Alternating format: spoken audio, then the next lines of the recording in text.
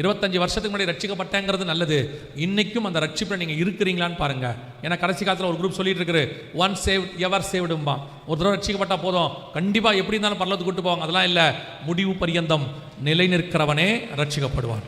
உங்கள் ரட்சிப்பு கடைசி வரைக்கும் பூரணப்படுவதற்கு உங்களை ஒப்பு கொடுத்து விசுவாசத்தோடு காத்திருங்கள். 2வது, பிதா குமாரன் பரிசுத்தாவின் நாமத்தினாலே தண்ணீரில் மூழ்கி ஞானஸ்நானம் எடுத்திருக்கணும்.